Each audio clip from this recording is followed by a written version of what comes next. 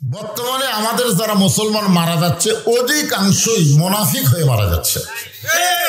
মুসলমান যদি মরতে চাই, মানুষের তৈরি আইন, মানুষের তৈরি সংবিধানকে কবর দিয়ে আল্লাহর কোরআনকে আমাদের সংবিধান বানাতে হবে।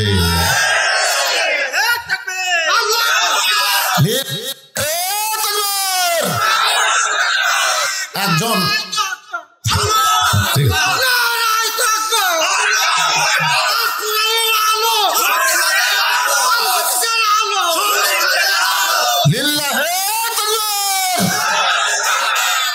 ওনারা যেভাবে তকবীর দিল আপনারা সবাই দিলেন, আদায় দিলাম, মনে হচ্ছে দুই দল আছে। আপনার বিশ্বাস করেন সব দলের লোকেরা তকবীর দিবার চাইলেও পারবে না, কারণ তাদের দলের সংবিধানই নিষেধ আছে তকবীর দেওয়া। আপনারা দেখেননি বাংলাদেশে বড় বড় দলে কোন তকবীর আছে? ওরা কি দিয়ে শুরু করে কি দিয়ে শেষ করে আল্লাহ ভালো। মানলেও তো লাভ, মানলেও যার প্রমাণ হলো আবু সাইদ, লস না লাভ? আমাদের গ্রামের একটা ছেলে আমাকে বলে, হুজুর অনেকদিন পর হয়েছে, একটু ভালো নাম রাখেন। আমি বললাম আবু সাইদ। আমার হাতের মধ্যে 500 টাকা দিল, খুশি হয়ে। আমার খেয়ালই নাই হুজুর, আবু সাইদ। আমার খালাতো বোনের একটা মেয়ে হয়েছে, নাম রাখতে বললাম, আমি বললাম হাসিনা। কষ্টে বাঁচে না। আপনি একটা আলিম হয়ে এমন জঘন্য খুনির নাম কেমনে মুখে তুললেন? তার মানে বোঝা গেল গুলির সামনে তকবীর দিয়ে যারা লড়াই, ওদের গুলি করলেও মরে না, কিয়ামত পর্যন্ত এরা জীবিত থাকবে। জোরে কোন ঠিক কিনা? আর হাসিনা গুলি করনেওয়ালি খালি পল আছে, মানুষের ভিতর আর নাই। কেউ যদি মনে করে ঘৃণার দৃষ্টিতে, এই কথা আপনি বলেন না যে তকবীর দিলে গুলি করবে, করুক, গুলি। তাহলে একটু খেয়াল করেন, আমি আজকে এই রজব মাসে কোরআনের একটা সূরা আছে, নাম হলো সূরায়ে মুলক। বলে ইসলামের সাথে নাকি রাজনীতির সম্পর্ক নাই, তাহলে সূরা মুলক বাদ দাও। মুলক শব্দের অর্থ কি? রাজ্য, রাজত্ব, রাজ্য এবং রাজত্ব। এবং রাজ্য এবং রাজত্বের মালিককে এটা আল্লাহ তাআলা প্রথমেই বলে দিয়েছেন, তাবারাকাল্লাযী বিয়াদিহিল মুলক। গোটা পৃথিবীর রাজ্য রাজত্ব একমাত্র তার হাতে। ওহু আলা কুল্লি শাইইন কাদির, সমস্ত বিষয়ের উপরে একমাত্র ক্ষমতা কার? তাহলে যদি আপনি বলেন যে ইউনূস সরকার ক্ষমতায় আসার কারণে ভারত খেপে গেছে, আমেরিকা খেপে গেছে, অমুক দেশ খেপে গেছে, কিন্তু সবাই খেপলে আল্লাহ যদি খুশি থাকে, কথার কথা বলেন। কারণ ইউনূস একটা নবীর নাম রে পাবে, সেই নবীকে আবার মাছে গিলে খাইছিল, হজম করার পারে না। আমরা বর্তমানে যে ইউনূসকে ক্ষমতার চেয়ারে বসাইছি, ওই ইউনূসকে যতই চেষ্টা করুক কেউ গিলা খাবার পারবে না, খালেও হজম করবার পারবে না, আবার উগলা ফেলা দেওয়া লাগবে। তোর কোন কথা ঠিক কিনা?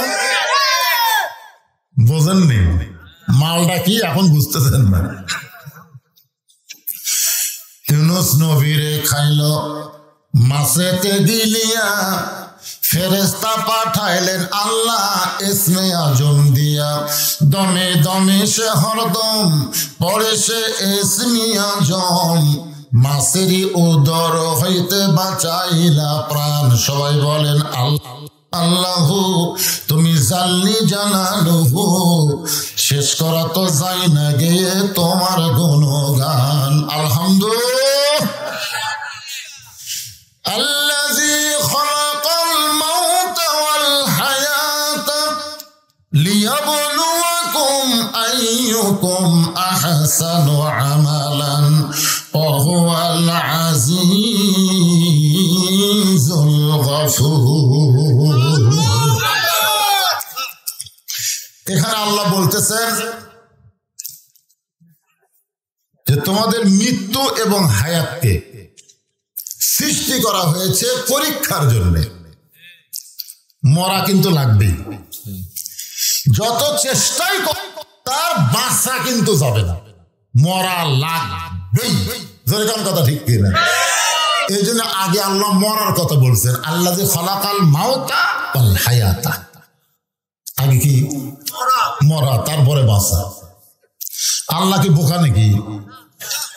এখানে তো আল্লাহর বলা ছিল আল্লাহ যে খলাকাল মাউতা ওয়াল হায়াতা, আল্লাহ যে খলাকাল হায়াতা ওয়াল মাউতা। কিন্তু আল্লাহ তাআলাকে মৃত্যুর কথা বললেন, মৃত্যুর কথা বলে হায়াতের কথা বললেন। এরপরে আল্লাহ বললেন তোমাদেরকে পরীক্ষা করার জন্য আইয়ুকুম আহসানু আমালা, পরীক্ষার সাবজেক্ট হলো সুন্দর আমল। বর্তমানে বাংলাদেশে যে পরিবেশ চলতেছে, এই পরিবেশে আমল হচ্ছে কিন্তু সুন্দর আমল হচ্ছে না। বাপ নামাজ পড়ে, বেটা নামাজ পড়ে না, দাদা নামাজ পড়ে, লাতি নামাজ পড়ে না। জোরে কোন কথা ঠিক হচ্ছে? আমল যে হচ্ছে না তা কিন্তু না।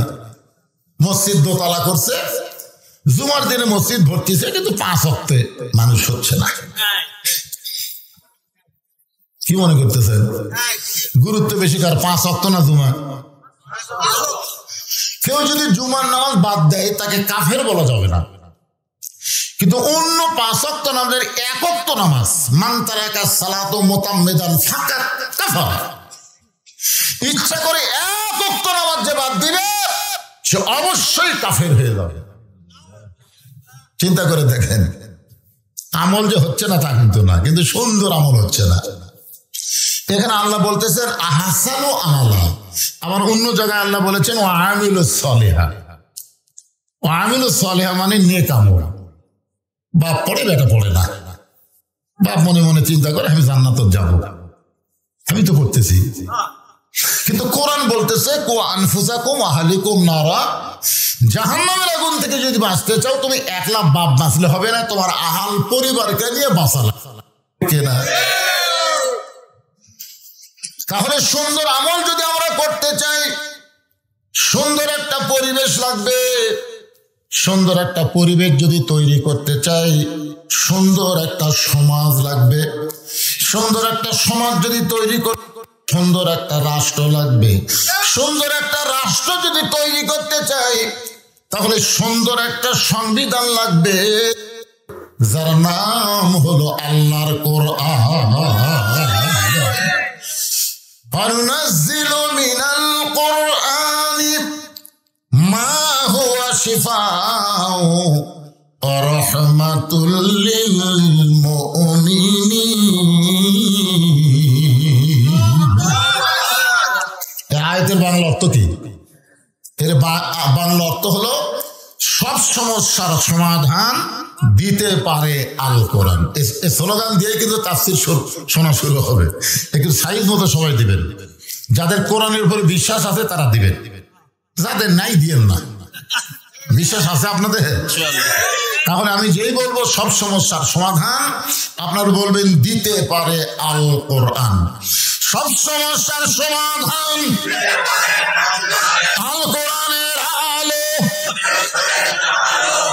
হ্যাঁ, এখন আর ঘরে ঘরে কথা চলবে না, বলা লাগবে সংসদে। কারণ আগামীতে বাংলাদেশে ভালো দিন আসতেছে, আশা করা যায়।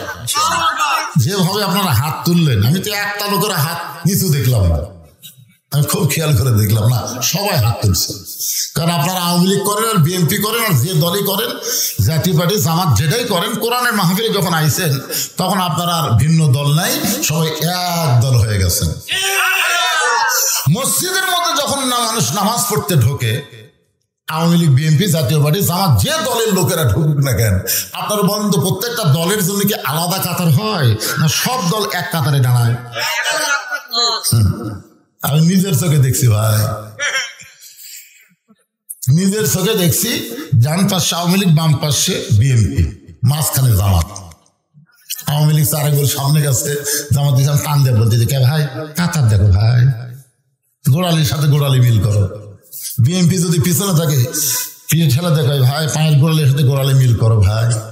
জামাত বিএনপি আওয়ামী লীগ গোড়ালির সঙ্গে গোড়ালি মিল করে কাতার সোজা করা দেখে ফেরেশতা তাকায় আল্লাহ, এরা ভাইরা ভিন্ন দল, ভিতরে এক কাতার। আল্লাহ বলতেছে আমার আইন যেখানে চলবে সেখানে কোনো দল থাকবে না, সব দল এক কাতার হবে। তাহলে এই মুহূর্তে আমরা কোনো দল করব না, একটাই দল হবে আমাদের কোরআনের দল। জোরে না, তারপরে সামিয়ানের বেড়ায় যায় যা ইচ্ছাতেই করে। কিন্তু এর ভিতরে যখন আসেন তখন এক দল হয়ে বলা লাগবে আল কোরআনের আলো সংসদে যাবে। কারণ সংসদ হলো ট্যাঙ্কি, বোঝেন না? ট্যাঙ্কি বোঝায় 2 কোটি লিটার পানি আটে ঢাকা ওয়াসা কোম্পানি একটা ট্যাঙ্কি বানাচ্ছে। 6টা ডিপ টিউবওয়েল ট্যাঙ্কির পানি তুলতেছে, ওই ট্যাঙ্কির পানি আবার পাইপের মাধ্যমে প্রত্যেকটা বাসায় বাসায় সাপ্লাই দিচ্ছে। একদিন গভীর রাত্রে ষড়যন্ত্র করে ভারতের শয়তান আর বাংলাদেশের নাস্তিকেরা ওই ট্যাঙ্কির ছাপনা খুলে একটা মরা মোষ ওর মধ্যে ঢুকে দিছে। এখন মোষটা আস্তে আস্তে ফুলে ফুলে গলে গলে ওই পানির মাধ্যমে মিশ্রণ হয়ে পাইপের মাধ্যমে প্রত্যেকটা বাসায় বাসায় পানি চলে যাচ্ছে। আর বাসার লোকেরা গিলাসের মধ্যে পানি নিয়ে বলতেছে ওয়াসাকাহুম রাব্বুহুম শারাবান তাহুরা। আয়াত পাঠ করতেছে আর পানি পান করতেছে। আপনার বলেন তো পানি পাক না না পাক? তুমি যতই কোরআন পড়ো পানি পাক হবে না, কারণ ট্যাঙ্কির মধ্যে ময়লা আছে। এই নামই হলো সংসদ। জোরে কোন কথা ঠিক না? আপনি সংসদের মধ্যে শয়তানদেরকে আর ঘরে ঘরে কোরআনের আলো জ্বালাবেন, এখানে কখনোই সম্ভব না। বরং সংসদ পরিষ্কার করতে গেলে, টাঙ্কি পরিষ্কার করতে গেলে আল্লাহর কোরআন লাগবে। জোরে কোন কথা ঠিক না? এই সংসদকে টাঙ্কি মনে করে এবার একটা ঝাড়িয়া স্লোগান দেবেন, জনগণ বুঝুক পাবলিক কি জিনিস। আল কোরআনের আলো, কোরআন হাদিস দুনিয়ার মুসলমান। এক লোক বলতেছে হুজুর আমি শীতের মধ্যে যে বিড়ি খাই, আল্লাহ যদি আমার জান্নাত দেয় তাহলে কি জান্নাতে বিড়ি পাওয়া যাবে? এখন এখানে আওয়ামী লীগ বিএনপি তারা চিন্তা করতে দেখে রে সংসদের মধ্যে যদি কোরআন যায় তাহলে আমাকে কি হবি রে? আরে পাগলা, বিড়ি জান্নাত তো আল্লাহ দিবে না, কারণ বিড়ি খাওয়ার মতন ইচ্ছাই তোমার হবে না। যখন কোরআন দিয়ে বাংলাদেশ চলবে তখন অন্য কোন দল করার ইচ্ছাই তোমার মনই বলবে কোরআনের দলে ঢোকাল। কি মনে করছেন এরকম কোরআনের মধ্যে কি লেখা আছে, কি বুঝতেছেন, কি শুনতেছেন? কিছুই তো দেখবার পাচ্ছে না। সেই দিন আপনারা দেখতে পাবেন যেদিন কোরআন দিয়ে আমাদের বাংলাদেশ চলবে আসলে কোরআনটা কি, এই কোরআনটা কেমন, এই কোরআন দিয়ে যখন দেশ চলবে দেশের নেতারা কেমন হবে, কর্মী কেমন হবে। আপনাদের সামনে আহসানা আমালা দিয়ে আপনাদের বোঝানোর চেষ্টা করতেছি। বাংলাদেশের মতন 96টা দেশের খলিফা হলেন হযরত ওমর। আমাদের বাংলাদেশের মতন 96টা দেশ, কয়টা দেশ? জুমার দিনে খুতবা দিচ্ছেন। এখন তো কোন দলের নেতারা খুতবা দিবার পারবে, কোন দলের নেতারা খুতবা শুনবে? একটু বিবেচনা করবেন। 3 দল মসজিদের মধ্যে ঢুকছে, আওয়ামী লীগ, বিএনপি, জামাত। কিন্তু ইমামের মায়ের অসুখ হয়েছে হঠাৎ, ইমাম মাকে নিয়ে হাসপাতালে গেছে। এখন জুমার দিনে ইমাম আসে নাই। 3 দলের মুসলমান চিন্তা করতেছে আজকে খুতবা কে দিবে? হুজুর তো আসেনি। এখন জামাত ইসলাম এসে আওয়ামী লীগের নেতা বলতেছে ভাই তোমার দল যখন ক্ষমতা আছে তুমি খুতবা দাও। আওয়ামী লীগ নিচের দিকে তাকা বলে ভাই ভাষণ দিবার পারি রে, কিন্তু হ্যাঁ ভাষণ দিবার পারিস, খুতবা দিবার পারিস না। তো বিএনপি বলতেছে ভাই কি করবেন ভাই, আপনি না হয় যান। না রে ভাই অত কথা বলিস করে, সেখানে জামাত ইসলাম আছে সেখানে হানা করে যা লিখবে। ও বাবা, হযরত ওমর যখন খুতবা শুরু, এমন সময় মাঝখান থেকে একজন মুসল্লি দাঁড়িয়ে বলতেছে আমিরুল মুমিনিন আপনার খুতবা আমরা শুনবো না। ওমর ফারুক বলেন আমার অপরাধ কি? বলে আপনার অপরাধ হলো আমাদেরকে খাটো পাঞ্জাবি দিয়ে আপনি লম্বা জুব্বা পরে খুতবা দিচ্ছেন, আমাদেরকে খাটো পাঞ্জাবি দিয়ে জুব্বা পরেছেন, এই লম্বা জুব্বা কেমনে পেলেন, কোথায় পেলেন, আপনার গায়ে কেমনে দিলেন, এটা যতক্ষণ পর্যন্ত না বলবেন ততক্ষণ আপনার খুতবা আমরা শুনবো। বাংলাদেশের মতন কয় দেশ? 96টা দেশের খলিফা তাকে খুতবা বন্ধ করে দিছে খালি জুব্বা লম্বা হওয়ার কারণে। ওমর ফারুকের চোখ দিয়ে দর দর করে পানি পড়তেছে আর মুখটা মুচকে মুচকে হাসতেছে। পানি পড়ার কারণ হলো আল্লাহর কোরআন দিয়ে যখন দুনিয়া চলবে, নেতা যদি ভুল করে একটা সাধারণ মানুষ পর্যন্ত ভুল ধরার সাহস পাবে। আর মুখটা মুচকে মুচকে হাসি হওয়ার কারণ হলো এই ভুল দেওয়ার সাহস যতক্ষণ সাধারণ মানুষের থাকবে ততদিন কোনো খারাপ নেতা বাংলাদেশে আসতে পারবে না। ধরে ধরে কথা ঠিক কিনা? আপনারা বলেন তো 15.5 বছর ভুল ধরে পারছেন? হযরত শেখ হাসিনা কাছে পর্যন্ত কয়নি? আমরা কি করবো ভাই? একটা ভালো কথা বলবার গেলেও আমরা চারিদিকে আগে তাকাছি। কি দেখতেছেন ভাই? তো দেওয়ালেরও কান আছে। আপনার বলেন তো দেওয়ালের কান আছে? মানে হাসিনার এত ভয় ঢুকছিল হকের ভিতরে, না জানি কখন ধরে নিয়ে যায়। একটু শুনবেন, এমন সময় আব্দুল্লাহ ইবনে ওমর 30 পারা কোরআনের হাফেজ, 6 লক্ষ হাদিসের হাফেজ। চিন্তা করে দেখেন নেতার বেটার যোগ্যতা কি? 30 পারা কোরআনের হাফেজ, 6 লক্ষ হাদিসের হাফেজ। ওমর ফারুকের ছেলে বাবার পাশে দাঁড়িয়ে বলতেছে, রে নবীর সাহাবীরা, আজকে আমার বাবার জুব্বা লম্বা দেখে তোমরা লোকমা দিয়া বাবার খুতবা বন্ধ করে দিলে। কিন্তু তোমরা কি জানো, তোমরা যখন ঘুম পাড়ো তখন আমার বাবা ঘুমাই না। যেদিন থেকে আমার বাবা মদিনার খলিফার দায়িত্ব পাইছে সেদিন থেকে আমার বাবার চোখে আর কোনো ঘুম নাই। আমার মা বলে, স্বামী গো, একা একা আপনি বাহিরে ঘোরেন, আপনার অন্তরে কি ভয় ডর লাগে না? অন্তত আপনার ছেলেকে সঙ্গে করে নিয়ে ঘুরবেন। ওমর ফারুক বলে, বিবি রে, আমি খলিফা দায়িত্ব পেয়েছি, আমার ছেলে তো আর দায়িত্ব পায় নাই। আমি খলিফার দায়িত্ব আল্লাহ আমাকে দিয়েছে, আমার ছেলে তো পায় নাই, আমার জন্য ওকে কেন কষ্ট দিব? ও বিবি শোনে নাও, কোরআন দিয়ে যখন রাষ্ট্র চলবে, হঠাৎ করে একটা কুকুর যদি না খেয়ে মারা যায়, হাসরের আদালতে আল্লাহ ওমরকে ছাড়বে না। আত্তাকুল্লাহ হাক্কা তুকাতিহি, আল্লাহর ভয় এমন ভাবে কলিজার মধ্যে ঢুকে গেছে, চোরের মতন চুপি চুপি একা একা হযরত ওমর ঘুরতেছে। হঠাৎ দেখতে পাই মদিনার মরুভূমির মধ্যে তাঁবু টাঙ্গাইয়া, ওই তাঁবুর মধ্যে 2টা ছোট্ট বাচ্চা মা মা আর বলে, মা ক্ষুধা লাগছে, তাড়াতাড়ি খাবার দাও। মা বলতেছে, বাবা গোস্ত সিদ্ধ হলি তোমাদের খাবার দেব, একটু ধৈর্য ধরো।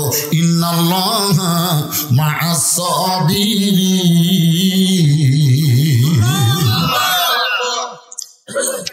কিন্তু মা যখন বারবার বলতেছে একটু ধৈর্য ধরো, গোস্ত সিদ্ধ হলে খাবার দিব, কিন্তু হযরত ওমর ফারুক চিন্তায় পড়ে গেলেন। একটা দুম্বার গোস্ত হলে বড় জোর 8 ঘন্টা লাগবে, উটের গোস্ত হলে বড় জোর 1 ঘন্টা লাগবে। এত গভীর রাত হয়ে গেল, এখন পর্যন্ত গোস্ত সিদ্ধ হয় না। এটা কিসের গোস্ত? লোকমা দিয়ে আমাকে জানতে হবে। ওমর ফারুক তাঁবুর কাছে গিয়ে বললেন, মা, তোমার 2টা বাচ্চা ক্ষুধার জ্বালায় কান্দে, তোমার মনে কি দয়া হয় না?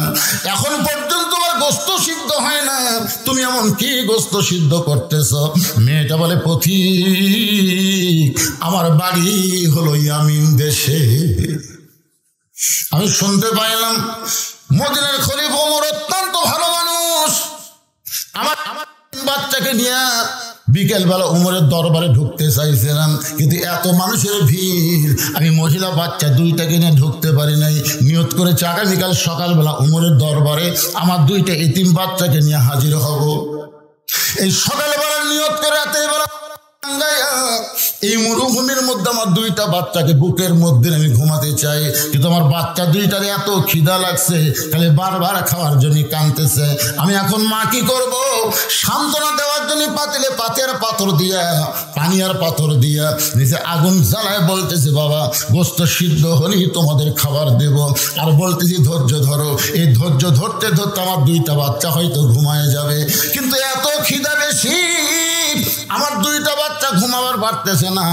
আমার মনে হয় আগামীকাল সকাল পর্যন্ত আমার দুইটা বাচ্চার ক্ষুধার জ্বালায় বাঁচবে না। সঙ্গে সঙ্গে হযরত ওমর বললেন, মা একটু ধৈর্য ধরো, একটু ধৈর্য ধরো, আসল জায়গায় বিচার দিও না মা, একটু ধৈর্য ধরো, আসল জায়গায় বিচার দিও না। আপনারা বলেন তো আসল জায়গা কোনটা? শেখ হাসিনা এত নির্যাতন করেছে, 13 বছর অন্যায় ভাবে কোরআনের পাখিকে হাসপাতালে বন্দি করে রাখছে। বাংলার সমস্ত জনগণ বিশ্বাস করে আল্লামা সাঈদীর কোনো অপরাধ নাই। বিনা অপরাধে 13 বছর জেলখানায় বন্দি করে রেখে আক্রোশীর তৃষ্ণা মিটল না। জেলখানা থেকে বের করে তাকে হাসপাতালে নিয়ে গিয়ে পরিকল্পিতভাবে হত্যা করা হলো। এমনকি তার জানাজায় পর্যন্ত বাধা দেওয়া হলো। তখন মানুষ দেখলো বাংলাদেশের জজ কোর্ট, হাইকোর্ট, এইগুলোকে বিচার দিয়ে কোনো লাভ নাই, এগুলো সব হাসিনা দখল করছে। বাংলার জনগণ গায়েবে জানা যায়, গায়েবানা জানা যায়, আল্লাহর কাছে বিচার দিল, আল্লাহর কাছে। যার এই কোর্ট কাছারি বিচার দেওয়া কাম হবি না, আসল জায়গা। ওই হুজুরি বলেছিলেন একদিন গাছের গোড়ায় এমন ভাবে নাড়া দিবে, দিল্লির মামুন বাড়ি গিয়ে পড়বে, ইন্দুরের গর্ত খুঁজে পাবে না বাংলার জমিনে। জনগণ কথা ঠিক কিনা? আসল জায়গায় বিচার। ওমর ফারুক বললেন না, একটু দৌড়ে গেলেন। বাংলাদেশের মতন 96টা দেশের খলিফা এক দৌড়ে বাইতুল মালের দরজায়, আসলাম দরজা খুলে দাও। আসলাম দরজা খুলে বলে, আমিরুল মুমিনিন। এমন করে কানতে কানতে আপনি দৌড়াইছেন। ওমর ফারুক, আসলাম রে একটা খাবার বস্তা আমার মাথায় উঠে দে। আসলাম বলতেছে, আমিরুল মুমিনিন বস্তা কোথায় নিয়ে যাওয়া লাগবে হুকুম দেন, আমি মাথায় করে বস্তা নিয়ে যাবার চাই। ওমর কান্দল, আসলাম একজনের পাপের বোঝা একজন মাথায় নিলে হবে না, দে আমার বস্তা উঠায় দে। বিশাল একটা খাবার বস্তা যখন ওমরের মাথায় উঠে দেয়, ওমর ফারুক জোরে জোরে যখন বস্তা নিয়ে দৌড়ায়, পিছন থেকে আসলাম বলে, আসলাম বলতেছে, আমিরুল মুমিনিন এমন ভাবে আপনি দৌড় দিলে পড়ে যাবেন, আপনার কষ্ট হবে। ওমর সময় মতো যদি যাবার না পারি, এই ওমরকে আল্লাহ জাহান্নামের আগুনে পড়ে ছারখার করে দিবে। এক দৌড়ে তাবুর কাছে গিয়ে বললেন, মা মা তাড়াতাড়ি রুটি তৈরি করো, হালুয়া তৈরি করো।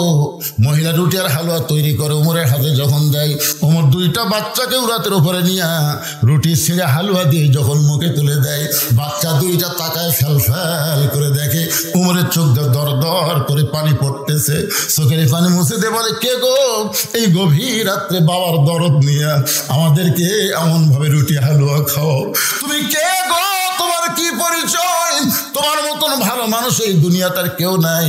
ওমর কান্দের বলে, আল্লাহ এই অধমকে জাহান্নামের আগুন থেকে তুমি বাঁচিয়ে দাও। তাবুর ভিতর থেকে মা চিল্লায় বলে, পথিক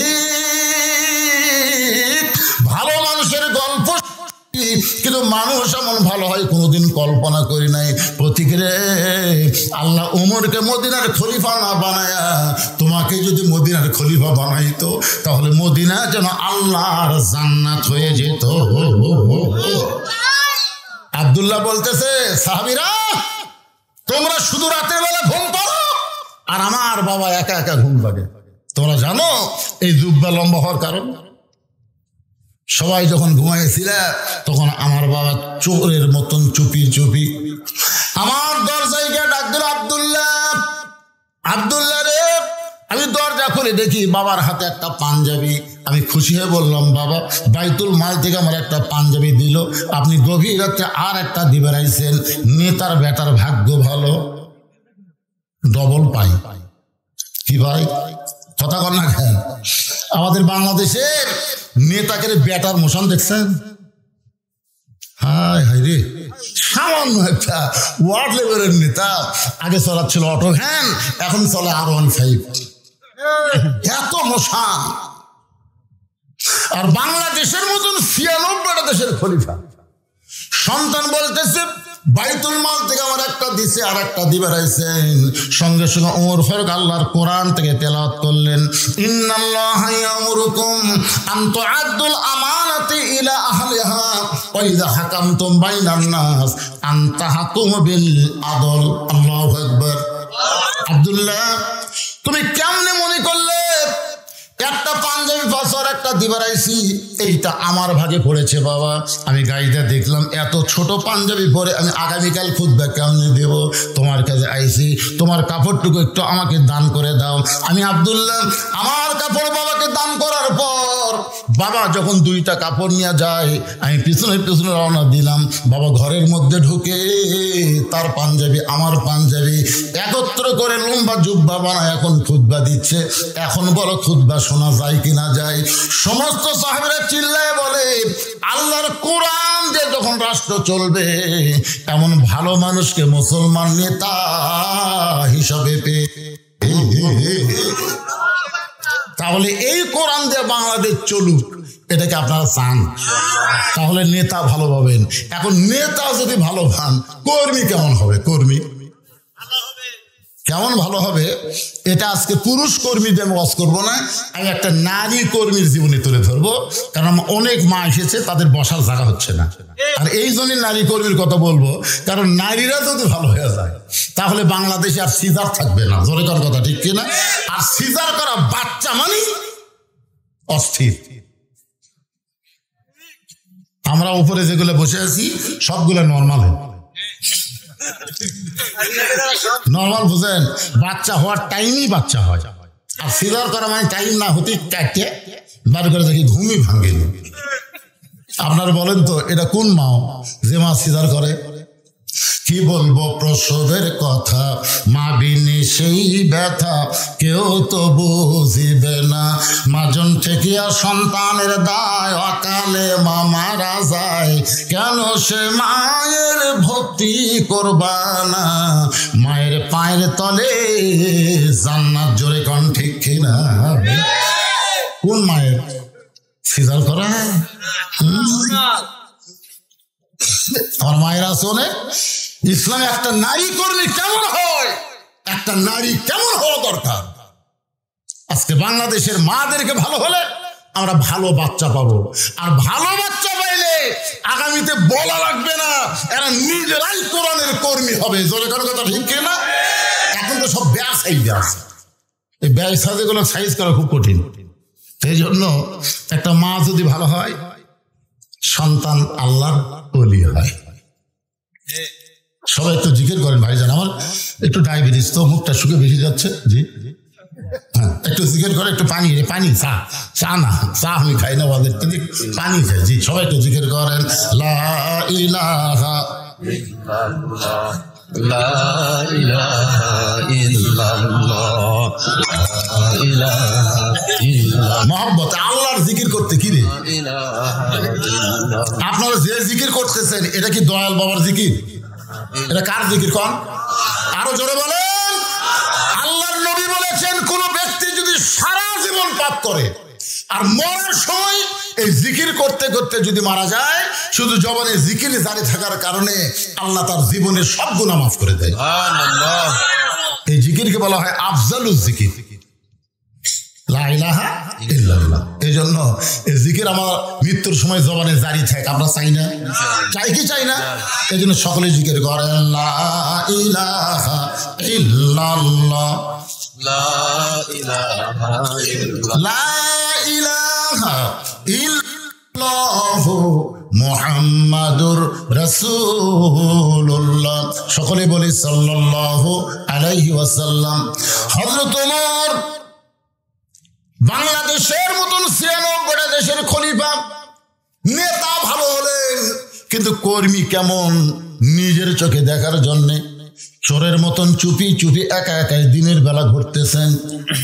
হঠাৎ হযরত ওমর দেখতে পায় দুই পাহাড়ের মাঝখানে গিরিপথ, দুই পাহাড়ের মাঝখানে যে রাস্তা, সেই রাস্তাকে বলা হয় গিরিপথ।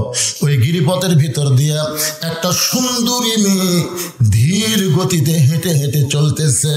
মেয়েটার সামনেও কোনো মানুষ নাই, পিছনেও কোনো মানুষ নাই।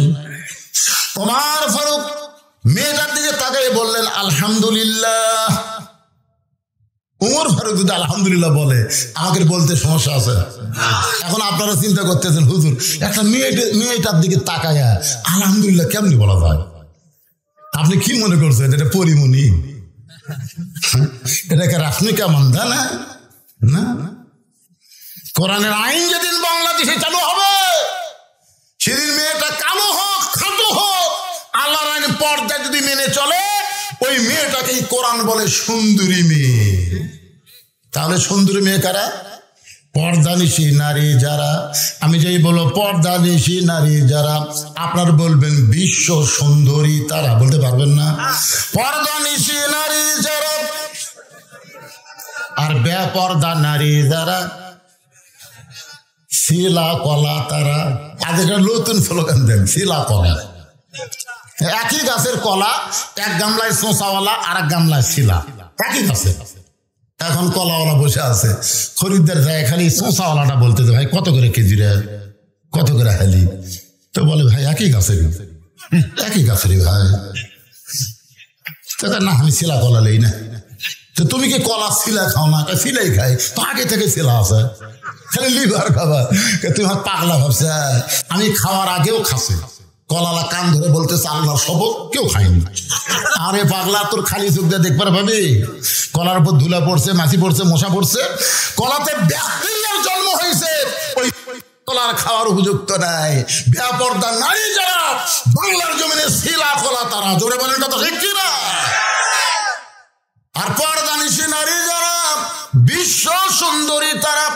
ওমর ফারুক যে মেয়েটার দিকে লক্ষ্য করে দেখলেন, সে মেয়েটা হলো আপাত মস্তক আল্লাহর আইন পর্দা। ওমর ফারুক মেয়েটার নিকটে গিয়ে বললেন, মা এই নির্জন পথে তুমি একা একা চলতেছো, তোমার সামনেও কোনো মানুষ নাই, পিছনেও কোনো মানুষ নাই, তোমার অন্তরে কি কোনো ভয় ডর লাগে না? মেয়েটা বলে, পথিক তুমি হযরত ওমরকে চেনো?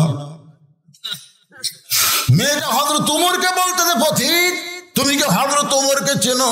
যদি হযরত ওমরকে চিনতে তাহলে এরকম বেয়াসাইদা প্রশ্ন করতে না। ওমর ফারুক বললেন, মা কি বেয়াসাইদা প্রশ্ন? বলে, বেয়াসাইদা প্রশ্ন হলো আল্লাহর কোরআন দিয়ে যখন রাষ্ট্র চলবে, পৃথিবীর এক প্রান্ত থেকে আর একটা প্রান্তে একটা মহিলা যাবে, তার কলিজার মধ্যে আল্লাহ ছাড়া অন্য কারো ভয় থাকবে না। আজকে 2000 টাকার জুতা আপনি যদি চাপাপুর কেন্দ্রীয় মসজিদে নামাজ পড়বেন জোহরের, আপনি সত্যি করে বলেন তো জুতা কি দরজা থবেন না হাতত নেবেন? আচ্ছা, জুতা যখন হাতত নিচ্ছেন আপনি অন্তর থেকে বলেন তো, হাতত নেওয়ার সময় আপনি কার ভয়ে হাতত নিচ্ছেন? কথাটা জোরে বলেন ভাই, কার ভয়ে? আচ্ছা, মসজিদে ঢুকতেছেন কার ভয়ে? তাহলে আগে কার ভয় করছেন, তারপরে কার ভয়?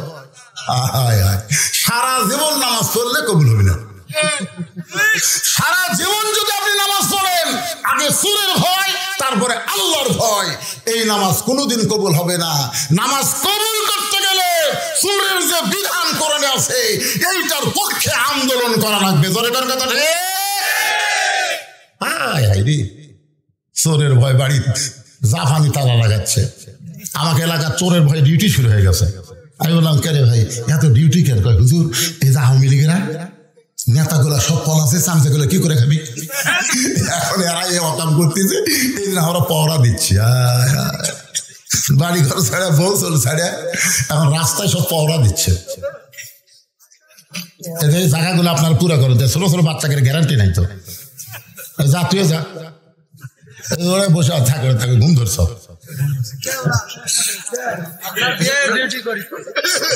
ঘুম পাড়ুক, ছোট মানুষ তো, এর কেউ আর শোনার কি দরকার? মেয়েটা কি বলতেছে, আল্লাহর কোরআন দিয়ে যখন রাষ্ট্র চলবে, তুমি কি হযরত ওমরকে চেনো? চেনো? ওমর আল্লাহর কোরআন দিয়ে পৃথিবীর এক প্রান্ত থেকে আর এক প্রান্তে একটা মহিলা যাবে, ওই মহিলার করে যায় আল্লাহ ছাড়া অন্য কারো ভয় থাকবে। তাহলে যারা পারেন তারা আমার সঙ্গে পড়বেন, আর যারা না পারেন তারা চুপ করে শুনবেন। সেদিন ষোড়শী পথে যাবে, কোনো জন কটু কথা কবে না, পথে আর প্রান্তরে সম্পদের মোহে পড়ে খুনা রাহাজানি হবে না। রাস্তার মধ্যে গাছ ফেলে দিত স্যার, আমার সঙ্গে যাইছে হাফিজ মামুন রশিদ, সেদিন ওদের দাম করি বাস করে আসার সময় থেকে চাপাপুরের এই পার গাছ ফেলেছে দেখে না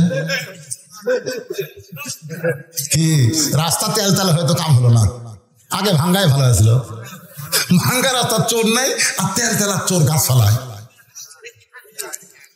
সেদিন ষোড়শী নির্জন পথে যাবে, কোন জন কটু কথা না, পথে আর প্রান্তরে সম্পদের মোহে পড়ে খুন আর রাহাজানি হবে না। সবাই বলেন যদি মেনে চলি কোরআন, জোরে বলেন যদি মেনে চলি কোরআন আর রাসূলের বিধান, সকলেই শান্তিতে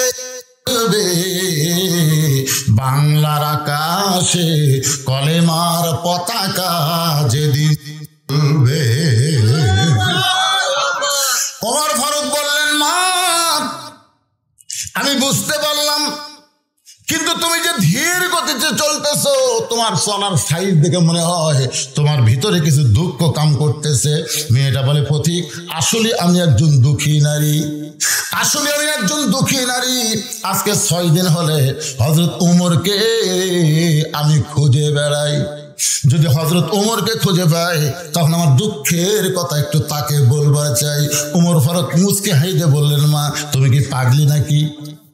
ওমরকে যদি পাওয়ার চাও তাহলে বঙ্গভবনে যাও, উমরকে যদি পাওয়ার চাও গণভবনে যাও, উমরকে পাওয়ার চাইলে সংসদ ভবনে যাও। তুমি 2 পাহাড়ের মাঝখানে উমরকে খুঁজতেছো, উমর কি ওট দুম্বা নাকি যে 2 পাহাড়ের মাঝখানে তাকে খুঁজে পাবে? মেয়ে গেল পথিক রে, তুমি জানো না যে আল্লাহর কোরআন দিয়ে রাষ্ট্র চলবে, সেদিন থেকে নেতা খোঁজা লাগবে না, নেতারাই দুঃখী মানুষকে খুঁজে বেড়াবে। লিল্লাহে আল্লাহর কোরআন দিয়ে যেদিন বাংলাদেশ চলবে, একটা গরিব মানুষকে ধনী মানুষের বাড়ি যাওয়া লাগবে না, বরং ধনীরাই গরিবের বাড়ির দরজায় দরজায় ঘুরবে। বিশ্বাস করতেছেন না? কারণ ধনীদের টাকার শতকরা 2.5 টাকা কাট দেওয়া লাগবে। কথা কন না কেন? কার? গরিব খালি মশাল্লে বসে থাকবে আর ধনীরা খালি টাকা নিয়ে ঘুরবে। তাই রে 2.5 টাকা যদি না দেয়, কবরের মধ্যে একটা সাপ হবি 5টা মাথা, এইরকম বুকুত বসবি, এমন সোলন মারবি 40 গজ মাটির তলে যাবি। গরিবের তো কোনো ভয়, খালি মশাল্লে বসে আছে। ধনী 1 লাখ টাকা নিয়ে গরিবের দরজা দরজায় ঘুরতেছে, যে যায় ভাই আসসালামু আলাইকুম যাকাতের টাকা ভাই, না খেয়ে থাকো রে, যাকাত খামো না। আমার এক দাদা ছিল, কেউ সে ইফতারির দাওয়াত দিলে বলতো না ভাই এত কষ্ট করে রোজা থাকছি, ইফতার করে তো সব দেওয়া পারবো না, দরকার পানি খাই ইফতার করবো, তাও কারো বাড়ি দেবো না। আমি বহু বুঝাইছি দাদা, পরের বাড়িতে ইফতার করলে সবের কমতি হবি না, উইও পাবি, আপনিও তো দরকারই নেই ভাই, কি দরকার রে এত কষ্ট করে রোজা থেকে পরের বাড়ি ইফতার করা। বাংলাদেশে এমন না খেয়ে থাকবে কিন্তু টাকা নেবে না, দরকার কথা ঠিক কিনা? কারণ তাদেরকে বোঝানো হয়েছে যাকাত মানে মালের ময়লা, আর মালের ময়লা কেউ কি সহজে নিবার চায়? 7 দিন ধরে 1 ব্যাগ টাকা নিয়ে ধনী ঘুরতেছে, একটা গরিব নাই। মনের দুঃখে মরুভূমির মধ্যে গেছে, মরুভূমির মধ্যে গিয়ে দেখে গাছের ছায় একজন বস্তা মাথার দিয়ে ঘুম পাড়তেছে, বেগালা মনে করছে গরিব পাইছি। আসসালামু আলাইকুম, সঙ্গে সঙ্গে বস্তাওয়ালা মাথা তুলে বলতেছে আলহামদুলিল্লাহ। কে রে ভাই তোমার সালাম দিলাম, তুমি ওয়ালাইকুম না বলে আলহামদুলিল্লাহ কেন? বলে ভাই 1 বস্তা টাকা নিয়ে 15 দিন ঘুরতেছি রে, গরিব পাইনি, তোকে দেখা গরিব মনে করে আল্লাহ শুকর আদায় করছি, টাকার বস্তা লে তো আমি গরিব ব্যাগ লে, তুই ঘুরির বস্তা নিয়ে, তাহলে গরিব গেল কোথায়? যাকাত ভিত্তিক অর্থনীতি যখন চালু হবে, বাংলার জমিনে সুদকে যখন কবর খুঁড়ে দাফন করা হবে, আল্লাহ রহমত বরকতের দরজা খুলে দেবে, আর কোনো গরিব খুঁজে পাওয়া যাবে না। ধরে কথা ঠিক কথা বলে, সুদের 1 টাকা খায় মায়ের সঙ্গে 42 বার জিনা করার গুনাহ। আল্লাহ রাসূল সুদের পাপের কথা বলতে গিয়ে 3 বার মুখ ঢাকিয়েছে, 3 বার। সুদের সর্বশেষ পাপ এমন বলবার যে মুখ ঢাকে। সাহাবীরা বলে, হুজুর এমন কি পাপ যেটা বলবার গেছে আপনি মুখ ঢাকেন? রাসূল বলতেছে, যদি ভাবির সাথে শালীর সাথে, তাও বলা যায় যে সুদের একটা খালে শালীর সাথে ভাবির সাথে, কিন্তু গর্ভধারিণী মায়ের সাথে। এখন চিন্তা করে দেখেন তো, নিজের গর্ভধারিণী মায়ের সাথে 42 বার জিনা করার গুনাহ। কেবল আপনাকে এলাকা কেউ সুদ খায় না নাকি? নাউজুবিল্লাহ, জোরে করেন না কেন? জোরে বলেন। আল্লাহর কোরআন যখন রাষ্ট্র চলবে, তখন বাংলার জমিনে সুদকে দাফন করা হবে, যাকাত ভিত্তিক অর্থনীতি চালু হবে। কি না? আমি একজন দুঃখী নারী, আজকে 6 দিন হলে হযরত ওমরকে খুঁজে বেড়াই। আমার বিশ্বাস আর 1-8 দিনের মধ্যে আমি হযরত ওমরকে পাওয়া যাব ইনশাআল্লাহ। কয়দিন? আর মাত্র 1 দিন। যদি 1 দিনের মধ্যে আমি ওমরকে না পাই, তাহলে আসল জায়গায় বিচার দেব। উমর নেতা হয়ে বৌসল নিয়ে ঘুম পাড়তেছে, আর আমি একটা দুঃখিনী মেয়ে 7 দিন হলে রাস্তায় ঘুরতেছি। সঙ্গে সঙ্গে ওমর ফারুক হাঁটু গেড়ে বসে বললেন, মা, তুমি যে উমরকে খুঁজতেছো, আমি হইলাম সেই ওমর। মেয়েটা বলতেছি, আমিরুল মুমিনিন। তাহলে একা একা ঘুরতেছে কেন? আপনি চামচে নাই? চেয়ারম্যান ঘরে চকিদার লিয়া, উপজেলা চেয়ারম্যান ঘরে, এমপি ঘরে পুলিশের গাড়ি লিয়া, আর মুখ তো আগে পিছিয়ে খালি সব পুলিশ। মনে হয় পুলিশ গুলা এমপি মন্ত্রীর। আমাদের কেউ লাভ 15.5 বছর আমরা দেখছি পুলিশেরা যে হারে নেতা পাওনা দিছে, চোরাই ভাবে পাওনা দেয়নি। জোরে কথা কর না কেন ভাই? একটা নেতা গাড়ির থেকে নামলে পুলিশ চারিদিক ঘিরে ধরে, মানে বড় চোর নামলো। আমার ছোটবেলার কথা মনে আছে, আমাদের এলাকার সবচেয়ে একটা বড় ডাকাতের নাম ছিল কাদের ডাকাত। আমার দাদার সাথে আমি বাজারে যাচ্ছি, দেখো 10-15 জন পুলিশ ঘিরা খাড়া হয়ে আছে। আমি বললাম, দাদা রে কে? দাদাকে, ওরে কাদের ডাকাত রে। অনেকদিন ধরে পুলিশ খুঁজতে চাইটা পাশে ধরি সব দিবি। এখন নেতাকে চেহারা দেওয়া মনে হয় এরাও কাদের ডাকাত রে। যেভাবে পুলিশ ঘিরে ধরে, ওমর ফারুক বললেন, মা, এই নির্জন পথে ধীর গতিতে চলতেছ, 6 দিন হলে আমাকে খুঁজতেছ। এখন বলো তোমার দুঃখ কি? কি দুঃখে তুমি আমারে খুঁজতেছ?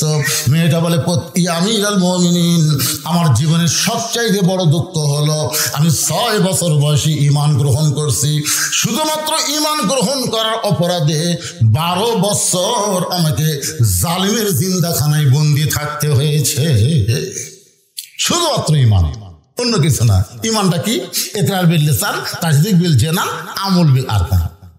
মীর কাসেম আলীকে এসে উকিল বলতেছে, স্যার অনেক চেষ্টা করা হলো না, আজকে রাত 12টায় আপনার ফাঁসি কার্যকর হবে। মীর কাসেম আলী বলতেছে, ভাই এখন কয়টা বাজে? এখন রাত 9:30। আলহামদুলিল্লাহ, এখন 2.5 ঘন্টা দেরি আছে। তো খাওয়া 2.5 ঘন্টা চেতন থাকার কি দরকার? আমি ঘুমাই পড়ি ভাই, 2 ঘন্টা পর আমাকে ডাক দিও। ওই মানুষ নাকি রে, 2.5 ঘন্টা পর ফাঁসি হবি, তাই বলে 2 ঘন্টা ঘুম পড়বি। মনে করছে ফাঁসির চিন্তায় পাগলা হয়ে গেছে। উকিল বার হয়ে গেছে, 2 ঘন্টা পর আসা দেখে কন্ডম ছেলের মধ্যে নাক দেখে ঘুম পাড়তেছে। হায় সর্বনাশ, 8 ঘন্টা পর ফাঁসি হবি আর এইভাবে ঘুম পাড়তেছে। পায়ের গুড়াঙ্গুলো লড়াইছে। চেতন ভাই বলতে, কে ভাই সময় হচ্ছে? না স্যার, আর 8 ঘন্টা আছে। আলহামদুলিল্লাহ। ওযু করে 2 রাকাত নামাজ পড়ে কোরআন শরীফের 2টা সূরা তেলাওয়াত করলো। একটা হলো সূরা মূল আর একটা হলো সূরা মুজাম্মিল।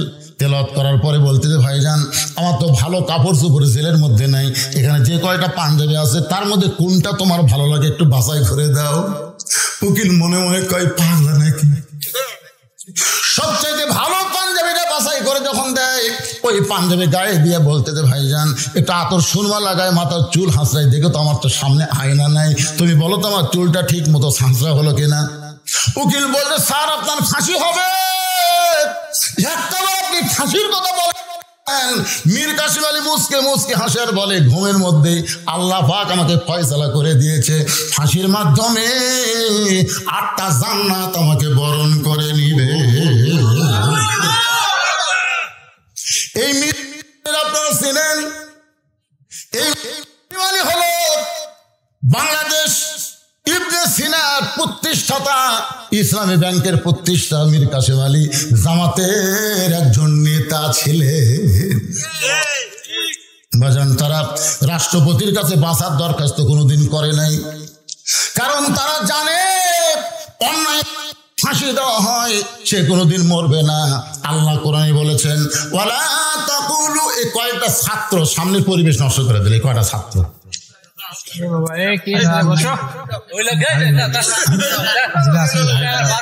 আচ্ছা, আর কোন মাদ্রাসার ছাত্র আছে? তোমরা মাদ্রাসার ছাত্র নাকি? না না, মাদ্রাসার তাল পেলেন তো, এর কেউ ওয়াজ শোনার কি দরকার? কিছুক্ষণ পর পর একটা করে উঠবি আর যাবি। আমার মাদ্রাসা আছে আমি জানি তো, পেশাব না লাগলো পেশাব লাগেনি, ওই বেড়ায় একটু দুষ্টামি করে। এখন কি করবে, যা দিছে ওই বেড়ায় এসে ঘুরতেছে, ঘুরে ঘুরে আমার দেখে পেশাব ফান গেছে, আমার পাশে দেখ খারাপ আছে, দেখি কি করে, পেশাব পড়ার কোনো শব্দ নেই, কিছুক্ষণ পর দেখি পানি পড়ার শব্দ। তোর তো পেশাব লাগেনি, তুই উঠে আসলো, হুজুর ভালো লাগে না, মানে সবসময় বোঝেন না। এই কটা মাদ্রাসার বাচ্চাকে সামনে দিছে, কিছুক্ষণ পর পর একটা করে উঠতেছে। এই ফাঁকা জায়গাটা পুরো, আপনারা একটু পেছনে যান না, পেছনের লোক সামনে আসে। না না, ফাঁকা জায়গাটা পুরো করেন, সামনে ফাঁকা তুই কেমন দেখা যায়, ফাঁকের মধ্যে শয়তান বসবি যায়, এই জন্য এই ফাঁকাটা, হ্যাঁ ফাঁকাটা পূর্ণ করে।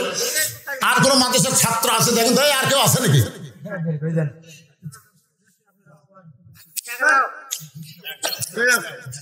একটু জিকির করে লা ইলাহা ইল্লাল্লাহ, জোরে লা ইলাহা, মোহব্বতে লা ইলাহা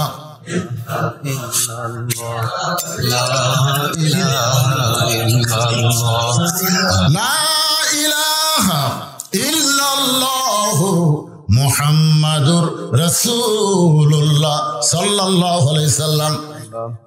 মেয়েটা বলতে 6 বছর বয়সে ঈমান গ্রহণ করেছি, শুধু ঈমান গ্রহণ করা অপরাধে 12 বছর আমাকে জেলখানায় বন্দি জীবন কাটাতে হয়েছে। সকালবেলা 3টা করে চাবুক মারছে, বিকালবেলা 3টা করে চাবুক মারছে। আমার দেহের এমন কোন জায়গা নাই যে জায়গায় চাবুকের আঘাত লাগে নাই। আমিরুল মুমিনিন, আমি যে জালেমের জেলখানায় বন্দি ছিলাম ওই দেশের নাম হলো রোম দেশ। ওই দেশের নাম কি? কিন্তু আপনি যখন রোম পারস্য দখল করলেন, আমি জেলখানার মধ্য থেকে শুনতে পাইলাম আপনি কোরআন দিয়ে রাষ্ট্র চলাবেন বলে জেলখানার দরজা মুক্ত করে দিলেন। এখন জেলখানার দরজা মুক্ত হওয়ার পরে সবাই তার আপন ঠিকানায় চলে গেছে, কিন্তু আমি কোথায় যাব? আমার দাদা হলো খ্রিস্টান, আমার বাপ হলো খ্রিস্টান, আমি যে দেশে জন্ম নিয়েছি তারাও হলো খ্রিস্টান। এখন খ্রিস্টানদের দেশে না গিয়া আজকে 6 দিন হলে আপনাকে খুঁজতেছি। যদি আপনাকে দেখা পাই, এই দুঃখিনী মেয়েটা আপনার কাছে একটু আশ্রয় চায়। ওমর ফারুক মুস্কি মুস্কি হাসলেন। মেয়েটা হেলে বলতেছেন আমিরুল মুমিনিন, কথা না বলে আপনি কি করতেছেন? ওমর ফারুক বললেন, মা আমি তোমাকে আশ্রয় দিবার পারবো না, তবে শুনে নাও ইসলাম তোমাকে অধিকার দিয়ে দিছে। আপনারা বলেন তো, ইসলামে নারীর অধিকার কম না বেশি? আমার মায়েদেরকে ভুল বোঝাবে ভোটের আগ দিয়ে। কোরআনের দলক যান ভোট দিও না, বাড়ির থেকে গেলে বাইরে ভোট দিবি না। কোরআনের দলক ভোট দিলে তোরা জুয়া খেলে পারবো। কোরআনের দলক যান ভোট দিস না, ফজরের সময় কিন্তু 5 হাত বেড়ায় তুলবি রে, ল্যাপের মধ্যে ঘুম পারবো। 5 হাত কাপড় খুলে 5 টাকার বাড়ি মারে নামাজ কায়েম করে। খবরদার, এটাকে ভোটের আগে বুঝাবি, বুঝে লাভ নাই, বুঝে লাভ নাই। জনগণ বুঝেছে মুক্তির সনদ হচ্ছে আল্লাহর কোরআন। জোরে বলেন কথা ঠিক? একবার নামাজ ধরেন, একবার শত চেষ্টা করলো আপনাকে কেউ আর নামাজ থেকে ফিরাতে পারবে না। ধরেননি থেকে আপনার কাছে কঠিন লাগতেছে। যারা নামাজ ধরেছে ফজর আযান, তাদের কাছে কত মধুর লাগে জানেন? আর আসসালাতু খায়রুম মিনান নাম শোনার সাথে সাথে বিসমিল্লাহ বলে কম্বল ফেলে দিয়ে লেপো কাজ লাত্তি মেরে ঠান্ডা পানি দিয়ে উঁচু করে। তারপরে যখন জুতা ফিতা পাও দেয় মসজিদ দিকে রওনা দেয়, ফেরেশতা বলে আল্লাহ আল্লাহ, এই শীতের মধ্যে ল্যাপ কম্বল ফেলে দিয়ে ঠান্ডা পানি দিয়ে উঁচু করে তোমার বান্দা মসজিদে যায়, এই বান্দার রেজাল্ট কি? আল্লাহ বলতেছে বদরের যুদ্ধে যদি আজকে থাকতো ওই বদরের যুদ্ধের সৈনিক হয়ে যেত। কি মনে করছেন ভাইজান? শত চেষ্টা করলো আপনাকে নামাজ থেকে বের করে পারবে না, কারণ নামাজ আল্লাহর এমন একটা ইবাদত, এক জগ পানির মধ্যে এক মুষ্টি চিনি দিয়ে ঘন্ট মারলে ওই চিনি যেমন পানির মধ্যে বিলীন হয়ে নামাজি বান্দা আল্লাহর মহব্বতে নিজের অস্তিত্বকে বিলীন করে দেয়। জোরে কোন কথা ঠিক কিনা? মেয়েদেরকে ভুল বুঝাবে, কোরআনের দল ভোট দেন না, ওই মার্কা বাদ দিয়ে কাম করবেন। আজকে আমার মায়েরা শোনেন, ইসলামে আপনাদের কত অধিকার আপনাদেরকে শোনানো বোঝানো হয়নি বলে আপনারা ভুল বুঝতেছেন। মা ওমর ফারুক বললেন, মা ইসলাম তোমাকে অধিকার দিয়েছে। মেয়েটা বলতেছে আমির আল মুমিনিন, এই সময় ইসলাম আমাকে কি অধিকার দিল? বলে তোমার বয়স কত? বলে 18 বছর। 6 বছর বয়স ঈমান গ্রহণ করেছে, 12 বছর জেলখানায় বন্দী ছিলাম। ওমর ফারুক বলেন বহু অধিকারের মধ্যে 1 নম্বর অধিকার হলো ভালো একটা ছেলের সঙ্গে বিবাহ বসা। ভালো ছেলে, ধরে কান কি ছেলে? ভালো ছেলেতে বলতে আপনার কি বুঝতেছেন? ভালো ছেলে বলতে ইঞ্জিনিয়ার, ডাক্তার, আমেরিকা প্রবাসী। বাংলাদেশের লোকেরা তো ভালো ছেলে বলতে তাই বুঝে। ছেলে কি করে? ইঞ্জিনিয়ার, পরিচয় দেয়। আমার এক জামাই ডাক্তার হুজুর, এক জামাই ইঞ্জিনিয়ার, কিন্তু ওর পাশে একটা হাফিজের শ্বশুর বসে আছে, ওই কথা কয় না, ওই কথা কয় না। কে রে পাগলা, তুমি যে হাফেজের শ্বশুর হওয়ার পারছে, তুমি জানো তোমার ভবিষ্যৎ কি? তোমার ভবিষ্যৎ হলো একটা হাফেজ নিজে জান্নাতে যাবে না, 10 জনকে সুপারিশ করে জান্নাতে নিয়ে যাবে। জোরে করে কথা বল না। এখন তুমি কোথায় পাইবা? কারণ তো তোমার অভিভাবক, তুমি অভিভাবকহীন একজন নারী। আমি তোমাকে একটা ভালো ছেলের খবর দেই, দেখো তো ছেলেরা তোমার পছন্দ হয় কিনা। মেয়েটা বলে আমির আল মুমিনিন, তাহলে বলেন তো ভালো ছেলের পরিচয় কি? ওমর ফারুক বললেন ছেলেটার নাম হলো আব্দুল্লাহ। ছেলেটার বয়স হলো 22 বছর। ছেলেটা লম্বায় হলো 6 ফুট 2 ইঞ্চি, গায়ের রং ফর্সা, চাঁদের মতন চেহারা। ছেলেটার যোগ্যতা হলো 30 পারা কোরআনের হাফেজ। ছেলেটার যোগ্যতা হলো 6 লক্ষ হাদিসের হাফেজ। আর ছেলেটার পরিচয় হলো আমার পুত্র ইবনে ওমর। কারণ তোমার মতন একটা মেয়ে, পরীক্ষিত মেয়ে, যে 12 বছর প্রতি সকাল সন্ধ্যায় 3টা করে চাবুক খাইছে, তার কোনো ঈমান হারা হয়নি, এমন একটা মেয়েকে যদি আমার বেটার বউ বানাবার পারি, এটা হবে বউ মা। এইরকম বউ হবি বউ মা। আর যেমন তেমন একটা বিয়ে করালে বউ মা হবি না, বউ দজ্জাল হবি। এখন আপনার বউ মা পাচ্ছেন না বউ দজ্জাল পাচ্ছেন, একটু হিসাব করে দেখেন তো বাড়ির যে কয়টা আছে। বেটা বিয়ে করাতেন দেখে শুনে করাতে হুজুর। তারপরে বউ আর বেটাকলে বগুড়া থাকে, বগুড়া এখন বউলিয়া বাসা করে ছেলে আর বউ বগুড়া থাকে, বাপ থাকে এখন আপনাদের এই কুমড়ার। বাপ মা কুমড়ার থাকে, তাপ্তা কুমড়া পড়া থাকে। এখন বাপ একদিন খুব অসুস্থ হয়ে গেছে, বগুড়া পপুলারে ডাক্তার দেখতে দেখতে, বড় ডাক্তার তো, রাত 9টা বাজে গেছে। এখন 9টার সময় তাপ্তা কুমড়া পড়ায় কেমনি যাই? এত রাত মন বলতেছে কে তোর বেটার বাসা নাই, তোর বেটার বাসা নাই, বাসার যা। রাত 9টার সময় ছেলের বাসার দরজা দিয়ে ডাকতেছে আব্দুল্লাহ। ছেলের নাম আবার আব্দুল্লাহ। আব্দুল্লাহ রে, আব্দুল্লাহ কয় আমার সবাই স্যার করে কয়, সাহেব করে কয়, আমার নাম ধরে ডাকে মরদ কেরি। আপনারা বলেন তো, আমি যত বড়ই আমার নাম ধরে ডাকার মরদকে। আব্দুল্লাহ দৌড়ে এসে দরজা খুলে দিয়েছে, বুঝতে পারছে আমার বাপ আছে। দরজা খুলে বলতেছে বাবা এত রাত্রে, ঠেকাও পড়েনি কিন্তু বিপদ। হোটেলত খাবার খাইছি, থাকার জায়গা নেই, তোর কাছে বাড়ি, তোর বাড়ি একটু থাকতে পারছি, টাকা দিব না? আব্দুল্লাহ হাত ধরে বলতেছে, আব্বা আপনি এত গরম হয়ে থাকবেন, বইয়ের আসলের তলে মাথাতে থাকিস, বউ যা খাই তাই। বাবের মুখ চাপে ধরছে, বইয়ের যে ভয় আছে, বোঝেন না, বইয়ের ভয় করে। রেস্টুরেন্টে বসায় বলে, আব্বা একটু বসেন। বসে বিলাই যেমন ইন্দুরের কাছে আস্তে আস্তে সুরসুর করে বইয়ের কাছে ফিস ফিস করে বলতেছে, আমার বাপ আছে। শুনিনি? তুমি কি মনে করছো আমার কান শশা? তো কোনোদিন বাবা আসে না রে, আজকে বিপদে পড়ে যাচ্ছে, বাবা আসে একটু খাবার দাও, আমার মাথা ব্যথা, পিঠ শিশির করতেছে, আমি পারতেছি না, তুমি দাও দাও। আব্দুল্লাহ বাবার সামনে এসে দাঁড়ায় বলতেছে, বাবা, বাবা কই অসুস্থ, তারপরে খাওয়া লিখবি কে, থাকার জায়গা দিয়ে। বাবা তাই বলে কি খাবেন না? বলে খাওয়ার দরকার নাই। রাত 9টার সময় বাবা না খাইয়া ঘুমায় গেছে। রাত যখন 11টা বাজে তখন আব্দুল্লাহর শালা বইয়ের ভাই দরজায় সে ডাকতেছে, শেফালি আপা। সঙ্গে সঙ্গে কম্বল ফেলে দিয়ে মারছে লাভ। আব্দুল্লাহ তাকায় দেখে কম্বল আছে, বউ নেই। দরজা খুলেই বলতেছে, ভাই এত রাত্রে কোথায় ছিলি? বলে ক্রাম বোর্ড খেলতে খেলতে রাত হয়ে গেছে, এখন একটু ঘুমাবার চাই। বোন বলতে, তুই কি পাগল হয়েছিস? তুই না খাইয়া ঘুমাইলে আমি ঘুমাবার পারবো না। আয় আয় টেবিলের কাছে আয়। ডাইনিং চেয়ারে বসে টেবিলে 5 প্রকারের তরকারি, গরম ভাত, সব গরম টরম করে ভাইয়ের সামনে দিয়ে বলতেছে, খা ভাই, খা ভাই, তুই না খাইলে কিন্তু আমার পরিবারের শান্তি নাই। আব্দুল্লাহ ঘরের ভিতরে চিন্তা করে, 9টার সময় আমার বাবা মাজা বেদনা, পিঠ শিরশির করে, আর 11টার সময় তোমার ভাই বার হয়ে দেখে 5 তরকারি গরম ভাত, শালার মাথার বইয়ের হাত। কয় তরকারি? 5 তরকারি গরম ভাত, শালার মাথায় বইয়ের হাত দিয়ে আদর করে বলতেছে, আর এক টুকরা লে ভাই, আর একটা নে। সঙ্গে সঙ্গে আব্দুল্লাহ বাবার ঘরের জানলার কাছে 0 বাল্বের আলোতে দেখে বাবার মুখটা শুকনা দেখতে পায়। ওয়াকাদা রাব্বুকা আল্লা তা'বুদু ইল্লা ইয়াহু ওয়া বিল ওয়ালিদাইনি ইহসানান।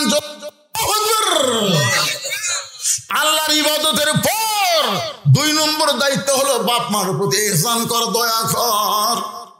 যে বাবা নিজে না খাই আমারে লেখাপড়া করাইলো, যে বাবা মাটির বিছনায় থেকে আমারে খাট বানায় দিল, আজকে সেই বাবা আমার না খাইয়া ঘুম পাড়তেছে, আর আমার শালার সামনে 5 তরকারি গরম ভাত। লিয়াবলুয়াকুম আইয়ুকুম আহসানু আমালা। আব্দুল্লাহ, এখন তো সুন্দর আমলের পরীক্ষা হবে। তোর বাপ না খায় ঘুম পাড়তেছে, আর তোর শালা 5 তরকারিতে ভাত খাচ্ছে, তুই এখন কি করবি? আব্দুল্লাহ সব বন্ধ করছে, কারণ চোখ না বন্ধ করলে ভালো জিনিস দেখা যায় না। চোখ বন্ধ করে দেখি উটি বলা একটা বেলান আছে। উটি বলা, শহরের বাসা তো লাঠি খায় নাই ভাই, তো উটি বলা একটা কাঠের বেলান আছে। চিন্তা করতেছে, বউ কিছু বলা যাবে না, নারী নির্যাতনের আইন আছে। বিবেক বলতেছে, কেন পাগলা, করা যাবে না কেন? তুই পিছন দিকে তাকে দেখ, ওই যে উঁচা হয়ে আছে, উঁচার মিডল পয়েন্টে বিসমিল্লাহ করে একটা বাড়ি মারবো, একটা হজের সব পাবো। 2টা মারলে 2টা হজ, কিন্তু নিচেও মারবো না, উপরেও মারবো না, একটা মিডল পয়েন্টে মারবো, কারণ এখানে মারলে কাউকে দেখাবার পারবি না। আস্তে আস্তে বইয়ের পাশে আইছে, বউ বুঝবারে পারে নাই, খালি ভাইকে বলতেছে আর এক টুকরা নেই, কারণ ভাই বাপ বোন যখন আসে তখন কিন্তু কোনো দিকে আর খেয়াল থাকে না। ধরে এখন ঠিক নিজের ভাই, নিজের বাপ, নিজের বোন, আর স্বামীর ভাই, স্বামীর বোন, স্বামীর বাপ, কোনো দিকে খেয়াল নেই, খালি আর এক টুকরা নেই। এই সুযোগে আব্দুল্লাহ কলজা চলতেছে, আমার ভাই, আমার বাপ না খায় ঘুম পাচ্ছিস, তোর ভাই খাবি না, তাও জোর করে বিসমিল্লাহ করে মারছে বাড়ি। যেই বাড়ি মারছে সেরকম শব্দ, ফুটবলের উপর লাঠি মারে যেরকম শব্দ হয়। আব্দুল্লাহর শালাও দৌড়, বউ দৌড়। শালা চিল্লায় বলে, দুলা ভাই আমার বোনকে মারলেন কেন? আব্দুল্লাহ চোখের পানি নিয়ে বলে, তোর বোন আমার কে হয়? তোর বোনকে আমি কেন মারলাম? তোর বোন আমার কে হয়? আল্লাহ কোরআনে বলেছেন, হুন্না লিবাসুল লাকুম ওয়া আনতুম লিবাস। স্বামী হলো বিবির পোশাক, বিবি হলো স্বামীর পোশাক। তোর বোনকে এত ভালোবাসি, আমার জন্ম দেওয়া বাপ মাকে আমি তার গ্রামে রাইখা আজকে শহরে তোর বোনের জন্য আমি বাসা বানাইছি। এত ভালোবাসার পরেও কি জন্য মারলাম? বললাম তুই যদি জানবার চাস তাহলে আয়। শালা বলতেছে আমাকেও মারবেন নাকি? বলে তোকে মারবো না, একটু দেখাবার চাই। শালার হাত ধরে নিয়ে গেছে। বাবা যে এই ঘরে ঘুম পাড়তেছে। বলে আপনার বাবা কখন আইছে? বলে 9টার সময়। তোর বোন কইল মাজা বেদনা ফির শিরশির করে। আর 11টার সময় 5 তরকারি গরম ভাত দিয়ে তোকে খাবার দেয়। খাবার চাস না, তারপরে জোর করে খাওয়ায়। এখন বল আমার আমল কি? শালা বলতেছে আর একটা মারেন, আর একটা মারেন। কারণ এই বাপের আত্মীয় পছন্দ করে, শ্বশুর আত্মীয় 2 চোখে দেখবার পারে না। যারা শুধু বাপের আত্মীয় পছন্দ করে, শ্বশুর আত্মীয় দেখবার পারে না, এরা কোনোদিন বৌমা হবার পারে না। এরা হলো বউ। জল জোরে কোন কথা ঠিক না? ওমর ফারুক বলে মা, তোমার মতন একটা মেয়েকে যদি আমার আব্দুল্লাহর সঙ্গে বিয়েটা দিয়ে আমার বৌমা বানাবার পারতাম, তাহলে আমার জীবন, আব্দুল্লাহর জীবন ধন্য হয়ে যেত। মেয়েটা বলতেছে আমির আল মুমিন, আপনি কিন্তু আমাকে বলেছেন একটা ভালো ছেলের সঙ্গে বিয়ে বসার অধিকার, একটা ভালো ছেলের সঙ্গে বিয়ে বসার অধিকার ইসলাম দিয়েছে। এখন আপনাকে বলতে হবে আপনার আব্দুল্লাহর চাইতে ভালো কোনো ছেলে কি দুনিয়াতে নাই? ওমর ফারুক বললেন মা, আমার এই 2 চোখে আমার আব্দুল্লাহর চাইতে ভালো ছেলে তো চোখে পড়ে না। মেয়েটা বলতেছে আমি একটা ছেলের নাম বলি, দেখেন তো ছেলেটা কেমন। ওর চুপ করছে, কেরে 6 বছর বয়সে জেলখানা বন্দি আছে, জেলখানায় বন্দি, জেলখানায় বন্দি 6 বছর বয়সে মান গ্রহণ করে 12 বছর জেলখানায় বন্দি। আর সেই মেয়েটা কেমনে ভালো ছেলের নাম বলবে? দেখি তো মা কোন ভালো ছেলের নাম বলো। মেয়েটা বলতেছে ছেলেটার নাম হলো হোসাইন, মায়ের নাম হলো ফাতেমা, বাবার নাম আলী, আর নানার নাম হলো মুহাম্মাদুর রাসূলুল্লাহ। এখন আপনি বলেন এই হোসাইন ভালো না আব্দুল্লাহ ভালো? আপনাদের কাছে না তো, মেয়েটা উমরের কাছে প্রশ্ন করেছে। এখন আপনি বলেন আপনার আব্দুল্লাহ ভালো না হোসাইন ভালো? সঙ্গে সঙ্গে উমর ফারুক বললেন সাইয়্যিদুস শাবাবি আহলিল জান্নাহ, সাইয়্যিদুস শাবাবি আহলিল জান্নাহ হাসান ও হোসাইন রাদিয়াল্লাহু তাআলা আনহুমা। জান্নাতি যুবকদের সর্দার হবে 2 জন, একটা হাসান আর একটা হলো হোসাইন। আমার আব্দুল্লাহর চাইতে হোসাইন আল্লাহর কাছে কোটি কোটি গুণ ভালো। উমর ফারুক বলেন ইয়া রাসূলুল্লাহ, যোহরের প্রথম রাকাতে আপনি প্রথম সেজদায় 3 বার সুবহানাল্লাহ আলা বলেছেন, কিন্তু দ্বিতীয় সেজদায় এত লম্বা দিলেন, আমরা 100 বার সুবহানাল্লাহ আলা বলি তো মাথা তোলেন না। আমার এক সময় সন্দেহ হলো হয়তো আপনি অসুস্থ হয়ে গেছেন, কিন্তু এক সময় মাথা তুলে আপনি 2 রাকাতও ঠিক পড়ালেন, 3 রাকাতও ঠিক পড়ালেন, 4 রাকাতও ঠিকই পড়ালেন, কিন্তু এই প্রথম রাকাতে দ্বিতীয় সেজদা এত লম্বা কেন? আল্লাহ রাসূল বলেন উমর, তোমরা সবাই যখন সেজদাত ছিলে, আমিও যখন সেজদাত ছিলাম, ওই ফাঁকে হোসাইন কোথ থেকে সুর করে আসে আর পিঠের উপর চড়ছে। তখন পিঠের উপর চড়ে যতক্ষণ বসে থাকে আমি মাথা তুলবার চাই, কিন্তু আমাদের মালিক আল্লাহ বলে হুজুর যতক্ষণ হোসাইন বসে থাকবে আপনার পিঠে, আপনি সেজদা থেকে মাথা তুলবেন না। আপনি যেমন হোসাইনকে ভালোবাসেন, আমি আল্লাহ তেমন ভালোবাসি। জোরে কান সুবহানাল্লাহ। সেদিন থেকে হযরত ওমর বুঝেছেন নবীর পিঠের উপর চড়ে যে হোসেনকে আল্লাহ নামাতে নিষেধ করে, সেই হোসেনের চাইতে ভালো ছেলে দুনিয়াতে আর কেউ নাই। ওমর ফারুক বললেন মা, আমি জীবনে ঘটকালি করি নাই, আজকে প্রথম ঘটক হব। মেয়েটাকে নিরাপদ আশ্রয় দিয়া হযরত ওমর ঘটক হইয়া হযরত আলীর বাড়ির দরজা দিয়া সালাম দিলেন, আসসালামু আলাইকুম ইয়া আহলাল বাইত আম্মা সাইলা ফালা তানহার।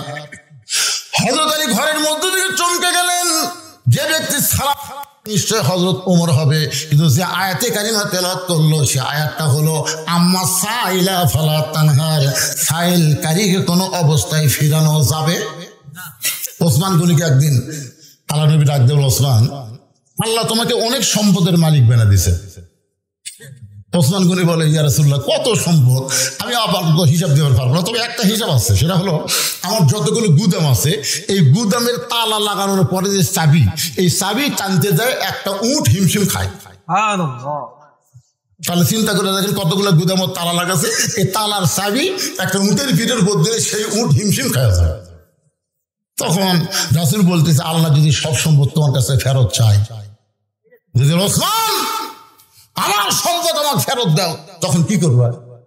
ওসমান গনি উটের রশি ধরে নবীর কাছে যে বললেন হুজুর খালি সম্পদ না, এই উটটাও দিয়ে দিলেন, চাবি সহ উটটা আপনাকে দিয়ে দিলাম। রাসূল আসমানের দিকে তাকায় আছে। আল্লাহ কি কয়? আল্লাহ বলতেছে, ইয়া রাসূলুল্লাহ, আজকে তো আমার ডিগ্রি শেষ, আমার গানি ডিগ্রি আজ থেকে আমি ওসমানকে দিয়ে দিলাম। যেরকম সুবহানাল্লাহ।